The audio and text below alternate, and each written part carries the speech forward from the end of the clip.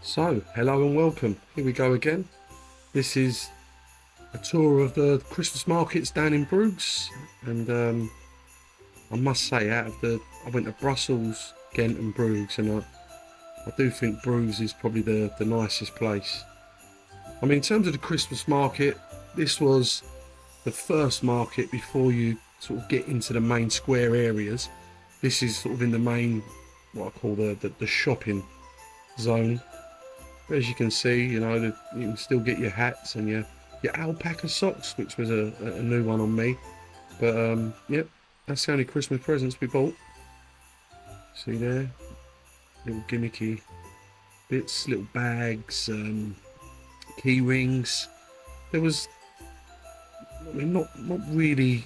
You know, you wouldn't go there and get too many Christmas presents, but you did get some stocking fillers, I think is the nice way of putting it. There we go. There's the one of the waffle stands.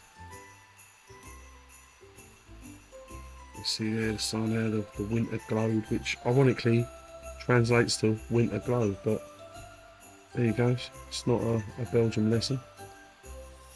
So you've got a couple of rides. This, as I said, this isn't one of the main ones. This is the smaller area. One thing I did learn while we was down in Bruges is the entire city is actually a World Heritage site. So I didn't know that.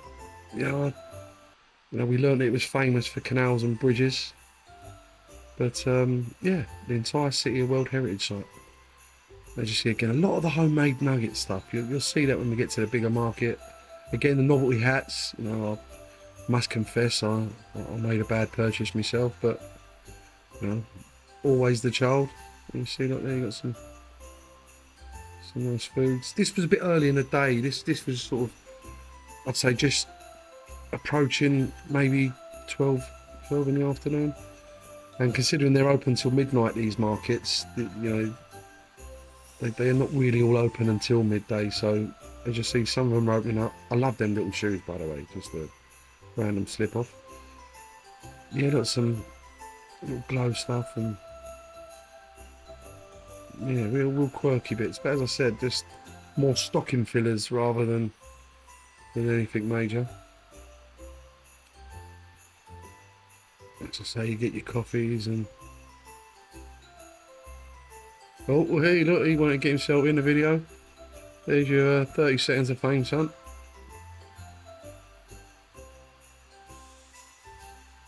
But I say, it's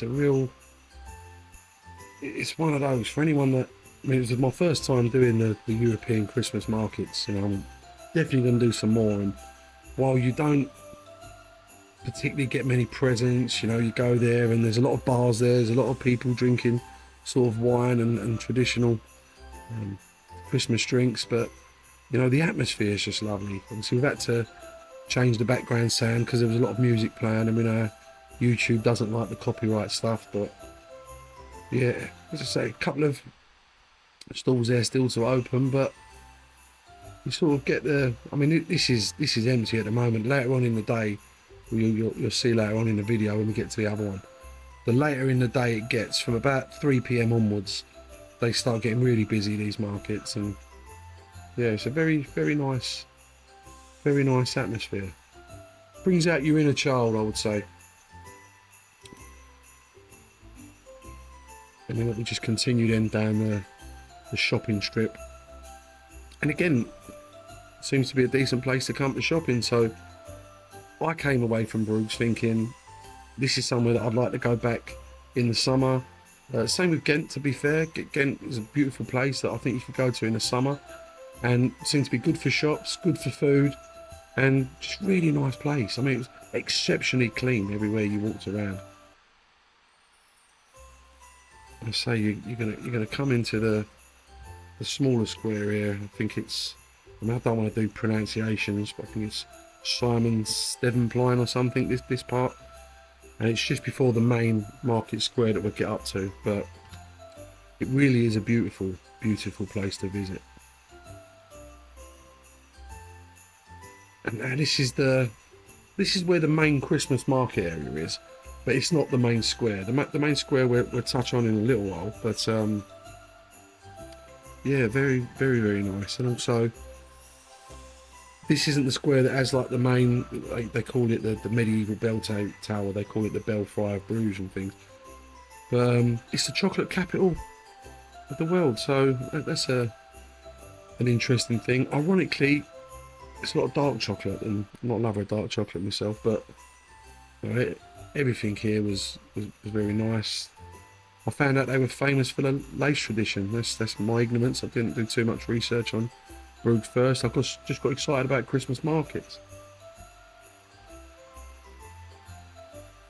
Also, again, I'm really going down the really useless information trail here, but do you know it was the first stock exchange in the world back in the 13th century was in Bruges. I literally never knew none of this before coming.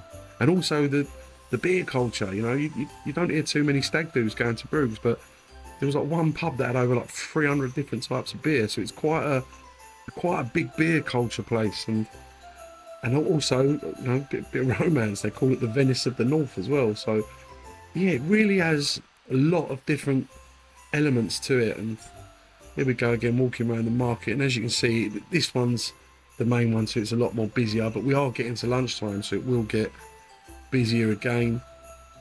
And you'll see it's the same sort of things, you know. It seems to be, it's a good place to go. People just drink, get some sort of what we call good food on the go, like sandwiches, burgers, and then you get the sweet treats. I mean, there was one of those there, they do, you know, like what you get a toffee apple, the candy from that, they put that into strawberries, and that was something went down really well with the kids.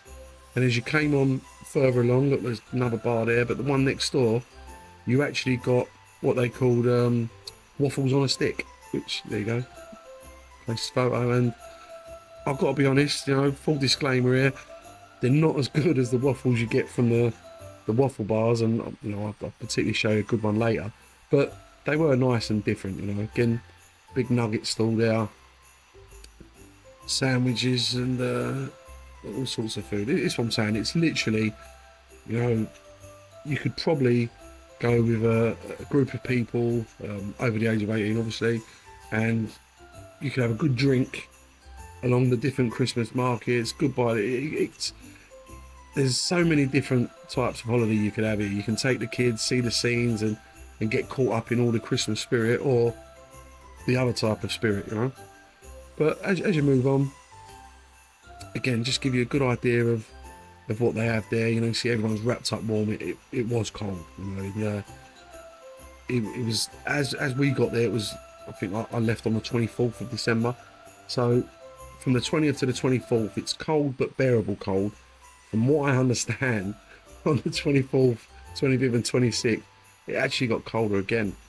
Now, we went on one of the horse and cart rides around the city, and the guy told me that it's actually all open Christmas Day as well. And yeah, he was expecting some very cool temperatures, let's say. Again, they have some sausage stalls there. You get some cheeses. You get these, what they call the old kisses. And yeah, it's just all very nice stuff. And trust me, you needed a pair of gloves when you was walking around certain times, especially in the evening. Oh. There we go. Look.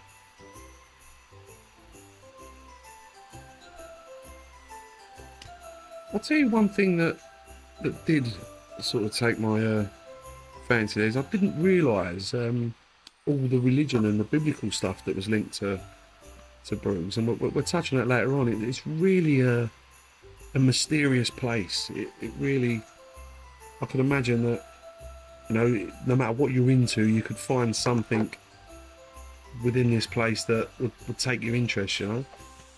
So I was there for the Christmas markets and to have a look around. Didn't disappoint. I mean, again, that you're going to pay sort of €4 or €5 for a cup of hot chocolate, but it's Christmas, and it was lovely as well. They literally make it with the, you know, it's not like over here where you get the instant powder Cadbury's. It was the real chocolate sauce topped up with milk and mixed, and it was lovely. My partner, she got the one with the cream and all the bits in it, and it did look a bit of a spectacle, but it was a real lovely drink. I'm pretty sure that if you're calorie counting, it's an absolute disaster, but you know what, it's Christmas and it tasted good, so I'm just going to have to carry them pounds. Again there, yeah, chips. Belgium famous for fries as well, which, you know, I learnt when I was there. I mean, it's funny because when you think about it, you get Belgian bun, Belgian waffle. Then when you turn up, you're surprised that there's loads of cakes and waffles for sale. But my ignorance. And this is just the outside of the market. Now, I refer this to the square, but like I said, it's not the main market square. But as you can see, there's some lovely restaurants just round the side, and when you walk up, there's like a museum where you can sit on the balcony, which you can just see in the background there. Again, two beautiful buildings, but there's like a terrace area where you can go in there, you can go up on the terrace, and you can look over the whole square and all the markets. So yeah, that was quite an interesting sight. I mean, yeah, the very big Italian theme. I mean, the pizzas, we had pizza one day that was lovely. So yep, up in didn't get a photo, I must admit. I probably let the side down a little bit there, but I did get one of the waffles that I had later on, so I'll make sure they're in there. But yeah, I mean, you just got to look at the architecture on the buildings behind. You know, I'm no way a building buff or anything like that, but you go around and it was very nice to look at. Everything was pleasant on the eye, no matter where you went. And you'll see, you know, I'll move away from the market area soon, but that's the terrace there across the centre. You can see where you can. So I think there's people up there now having a look about. And this is where the tourist vans pull up, and that's also where you get the horse and cart rides. Now, I did go on one of the horse and cart rides, and when you go up to them and say how much is the ride, they'll tell you it's 70 euros. You then get on the ride and they say 70 euros for the ride, but it doesn't include the tip for the driver and the horse. So bear in mind it's not that, and this is one of the places we stopped, and I thought it was interesting because this is actually called the Lake of Love.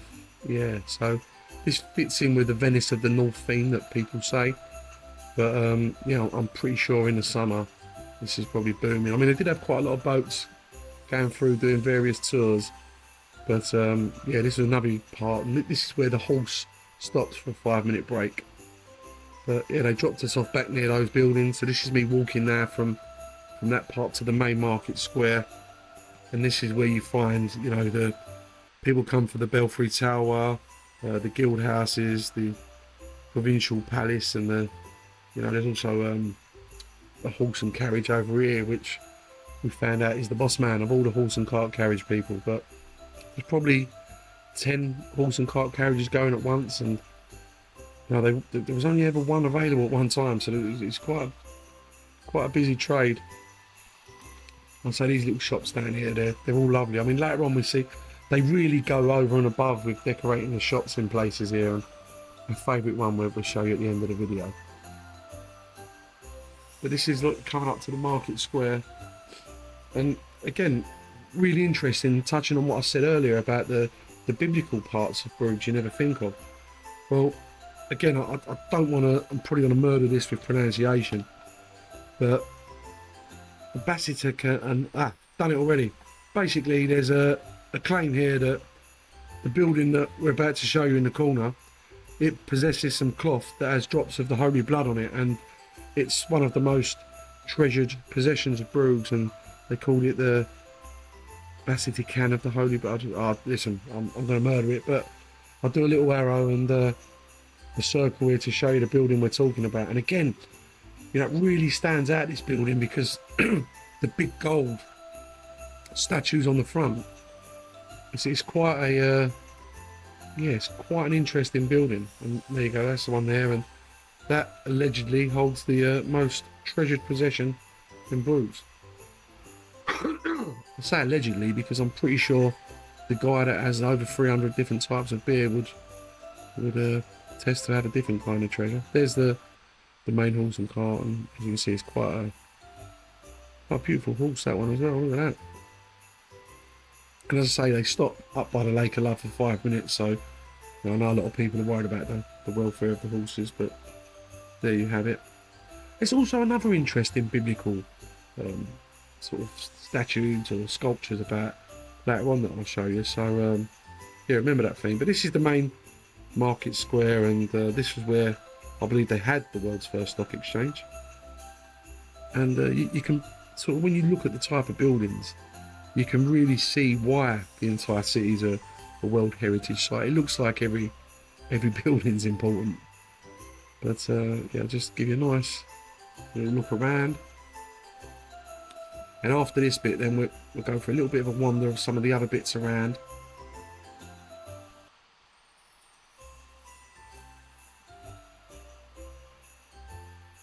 I mean, look, you can see on the horse and carts going through there. It's, I mean, that's a hotel there looking in front there. Marriott looks beautiful. I mean, imagine staying there. I mean, I had to find one with parking for myself, but that looked beautiful. And there's another, I believe this used to be a fish market, but don't quote me on it. I just got told that by somebody. But at this time they had some quirky, and again, I'm not gonna lie to you, I'm not big into art and I didn't buy any art, but I'm pretty sure that, you know, these people are very skilled. You can appreciate the artwork that they did, and yeah, it was a bit of a free market down by the canal again. And it becomes more obvious why it's famous for canals and bridges, because the canal seems to run through everything, and they do have those little bridges. So we walk down, and again, this is one of the, you know, a lot of people stop to get photos around this bit, and there's another one around the corner that I'll show you where they stop near the castle. This canal follows through round to one of the castles, and it's beautiful. But as I say, it was all very quirky bits. There was some little, again, handmade jewellery and stuff like that.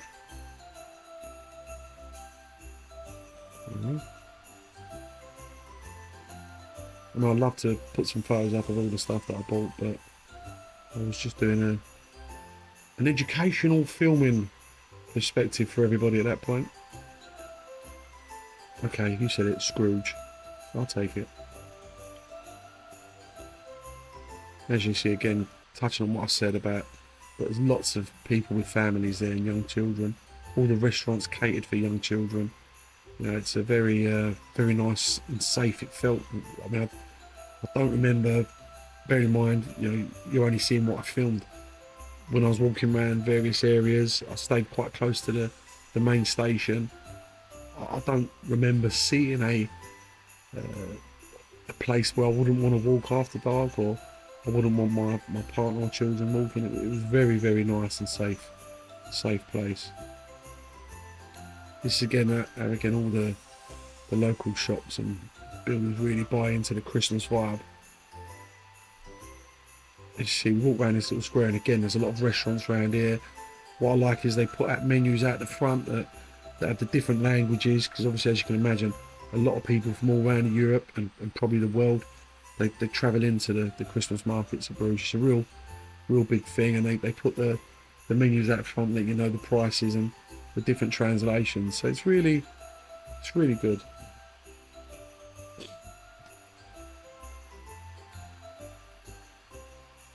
I mean, this was one of the nicer places. I mean, you can just imagine sitting out there of an evening, keeping warm, and there's one of the boards. It was a very, I'll definitely be going back again. It was a very nice place. I think it would be good to try it out sort of in the middle of the year, maybe June, July time, when, you know, you're not quite at the peak of the summer, and obviously Christmas was a good thing. I'd like to see what it looks like without all the Christmas stuff going on. But again, look, they look so warm and cosy, don't they, these places? And again, look, all the menus are clear. But again, there's no one outside trying to push you in. It's all very relaxed, and everybody's really pleasant. And I must say, everybody speaks English super. It was literally no communication problems anywhere. And I find like when I go to France, I have to do the translation on the phone a couple of times. But here, everyone was very well spoken, and it was multi languages. And this is the other spot I promise you around the corner. This is one that seems to be everybody's go-to, and yet, well, you can see from the video here, everybody wants a photo. I must admit, I don't think that's quite as nice as the one you get round in Ghent when you come a little bit closer to the castle, but it's still a beautiful scenery, and everybody, as you can see, every photo there, look. Yeah, this is just, I mean, and to think, 2 streets away, you had that market you thought was all enclosed. Look at the beautiful sort of canals. There's one of where the boat trips leave from. And there's one over in motion there. But there was, I see about 4 or 5 on the day, so they was going all through the day. And here's what I promised you as well. Here's where we stopped for some waffles. And I ain't gonna lie, it wasn't fan off the cuff. It has got quite a good following on Trustpilot, and look, that was the one the other half had, and then I put a little photo up of my one there, which was, it was really nice, and that was from the waffle bar. And I stopped there, and you can see that it's got all the reviews and everything there. It was a beautiful place. We then go for a walk down the canal, then the other side, and this is just to give you some context of the whole centre. We started off in what you'd call, what I call, the shopping zone.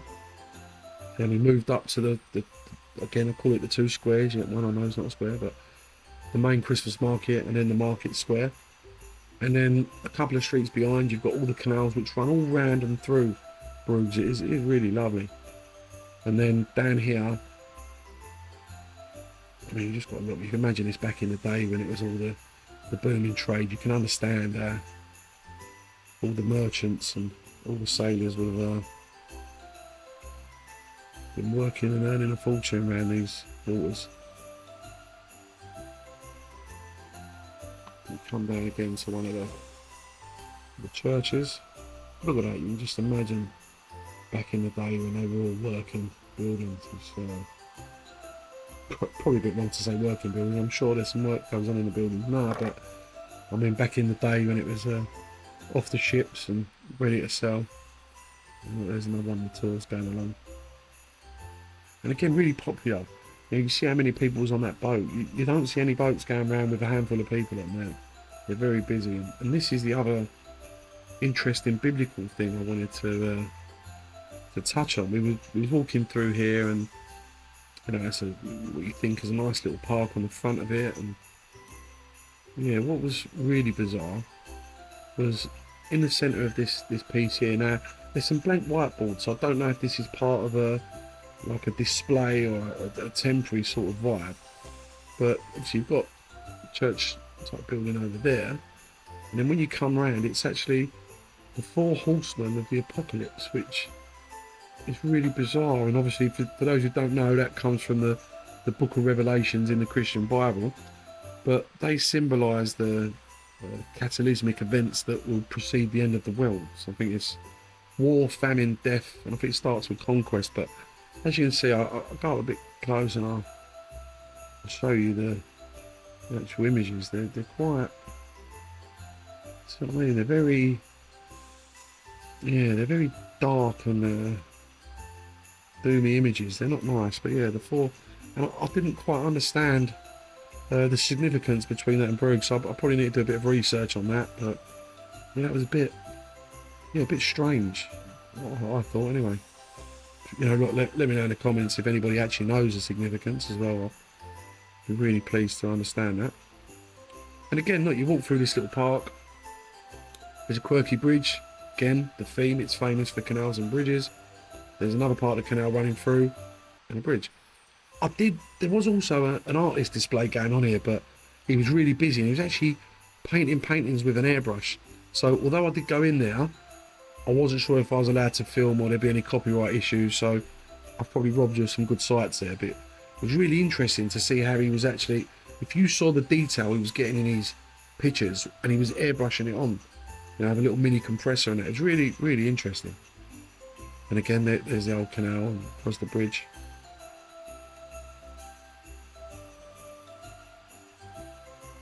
And again, you walk into another zone that, you know, all the buildings around it again, they all look like they have historical significance. So it's probably not that much of a shock that the entire city is a World Heritage Site. But you know, I didn't know that before I went. I do now, and I've probably told you 7 or 8 times. So just having a look through here, I believe this area here was quite significant, this church. So I've got another image of it again. You know, if anyone's aware of the significance of this church, please let us know in the comments.